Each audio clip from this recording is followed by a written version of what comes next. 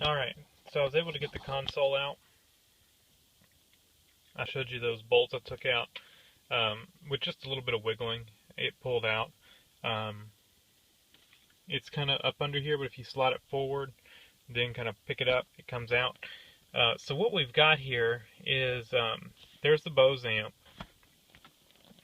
I've undone this white connector here, not the blue one, the white one, and I found my wires, and they are the same colors that I pointed out in the last little segment of video.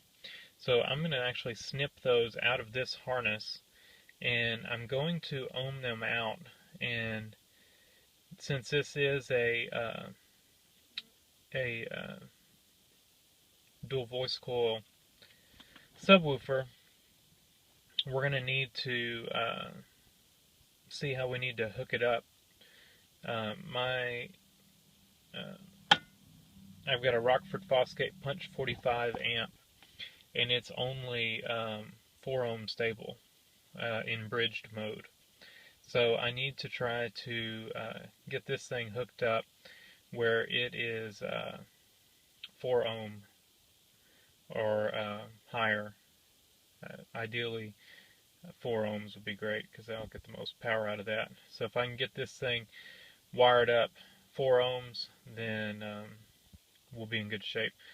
So let me snip these wires, and I will probably peel back some of this insulation, or some of this wrapping, so I can pull those wires back, and I'll probably plan on putting my amp down in here, kind of mounted up against here, and we'll go from there. I think it's almost 11 o'clock. I'll probably get my voltmeter, and I'll figure out how I'm going to wire up the subwoofer, and then probably going to call it quits for tonight. Tomorrow morning I'll start mounting, or I'll start running my power wires for my amp. And I probably can disconnect the rest of the Bose wiring here, because this is a connector for the whole center console, and so yeah, there's lots of other stuff that connects, and so that might have been what was causing the battery light to come on and stuff, something else getting disconnected. So probably could pull this out, probably will just leave it in there unless I can pull it out without taking the console out. If I can do that, I might go ahead and pull it out, but I don't really think it's possible. So anyway, let me see if I can find a spot to put a grommet to run my power wire for my amp, and then I'll probably try to that kind of plans out how I'm going to start off in the morning. And I still haven't cut that piece out. I didn't feel like dragging out the Dremel tonight, so I'll probably do that tomorrow too. And or I might just see if I can get in there and whittle it away with a side cutter. See if I can get the side cutter in there and do it. So let's see what we can finish up with tonight. Well, we've got our little wiring diagram there. When we come over here, I've separated out the sub wires. So I've got my ohm meter, my multimeter on ohms. So if you go to the positive and negative on one set, yeah,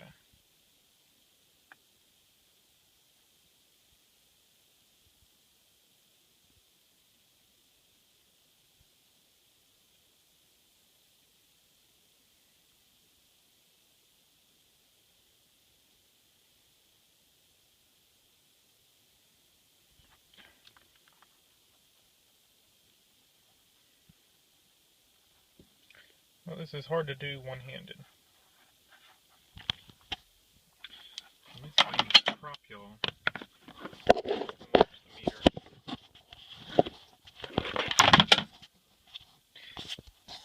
Alright, well, I'm going to tell y'all what I did. I tested one of them, I got 2.6 ohms, and so then I stripped back the next one, and I've got, of course we just lost our light. Saw 2.8 there for a second.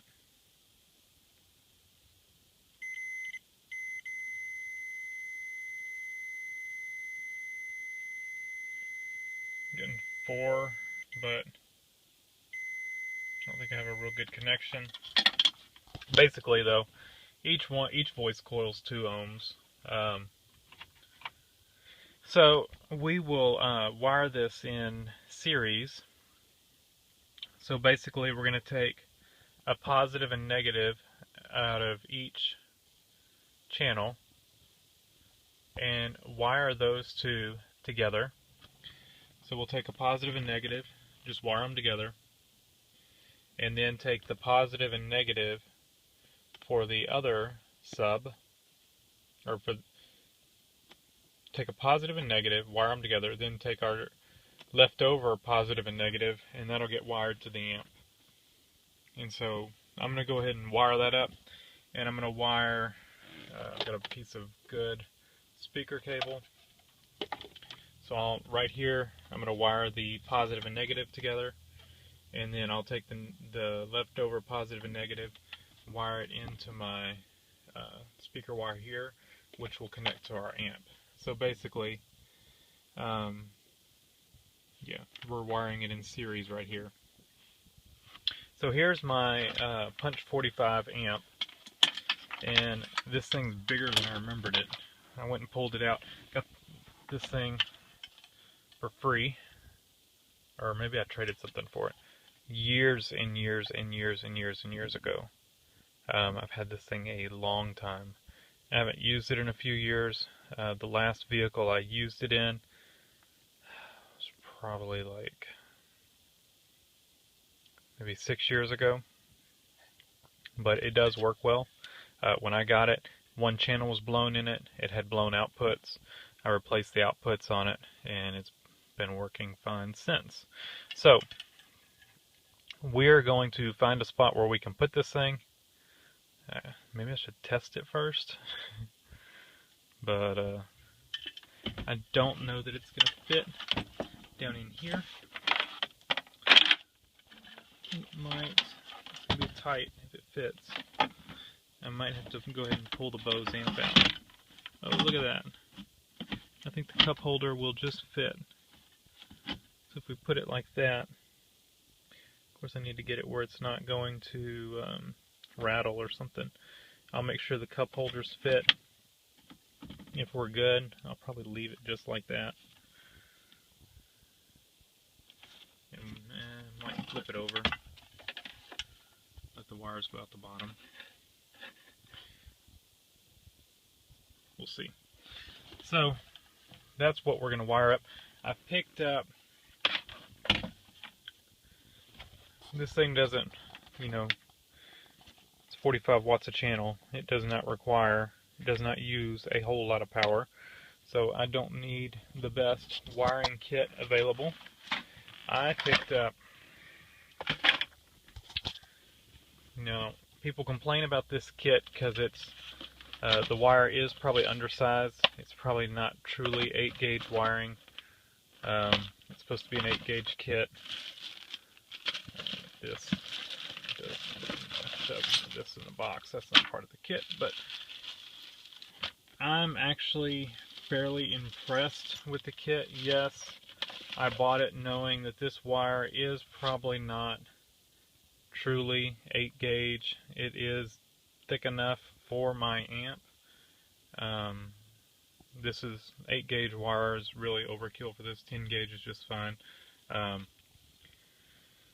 This is probably more like 10-gauge wire.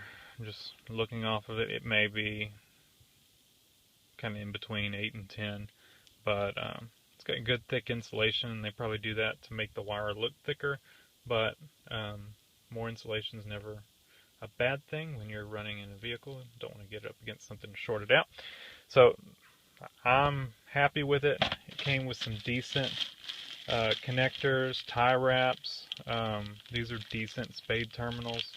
They're probably not the best, but for $12 for the whole kit, you can't beat it. It even came with grommets for the firewall, quite a few of them.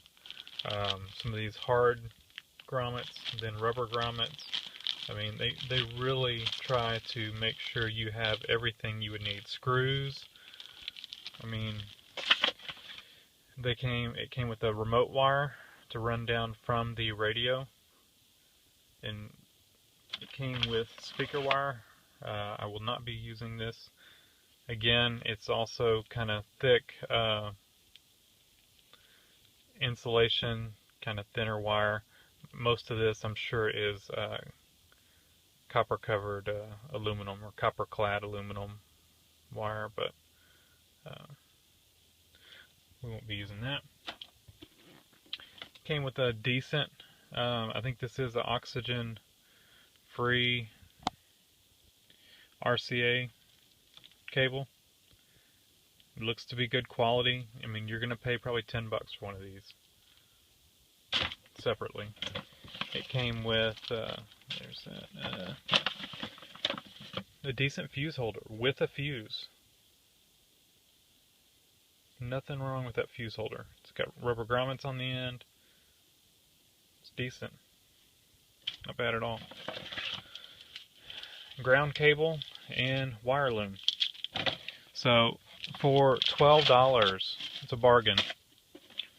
Just use it for what it's good for. Small amps. Don't try to push too much through this thing.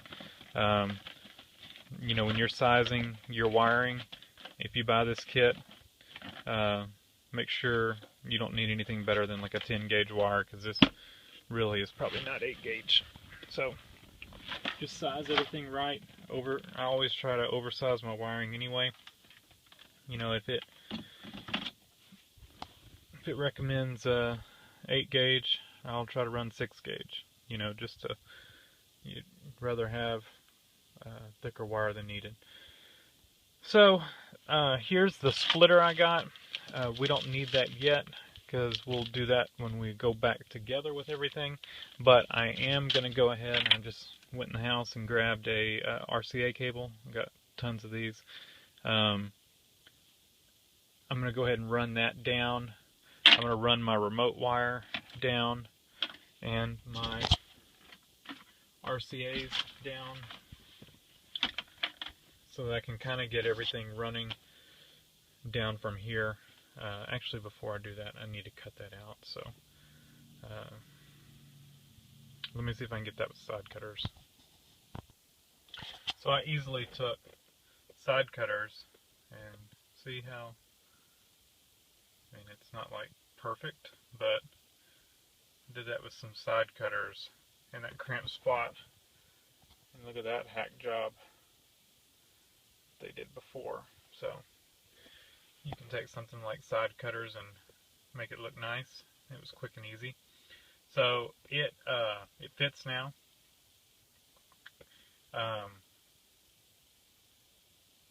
It's gonna be a pain to get all the wiring in there.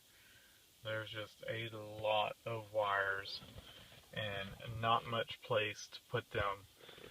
I'll probably let some of them come down here. This AC control is very shallow, so I can put a little bit in there, but there's just not much room. So let me get a ground cable connected up for the steering wheel control, and that'll kind of allow us to get this harness installed. This brace right here is bolted to this dash structure, so that should be a good ground point. So we'll do a self-tapping screw into it, probably right in here somewhere, and that'll give us a good ground point. They say not to connect any other wire up with it. I think I'll just test it. Tested a little theory there. If I run into any issues, I'll ground it separately, but for now I'm going to connect up the parking brake wire there. And so let me go find self-tapping screw, and I can connect that up, and we'll start trying to fit all this wiring in there and running up some of these, because we're going to have to fit all this stuff in there as well, and then eventually we're going to have rear view camera wires in there also. This GPS antenna, they had mounted, when I got this unit, they had stuck it right on top of the unit. I'm probably going to try doing it. It was getting in the way of this brace though, right here. So I'm going to need to re-stick it slightly over just to get it out of the way. I don't guess there's a... I wonder if I could fish it. I might see if I could fish the wire for it down there. If I can get it. I don't think I can get it though. I might could get it through this duct though.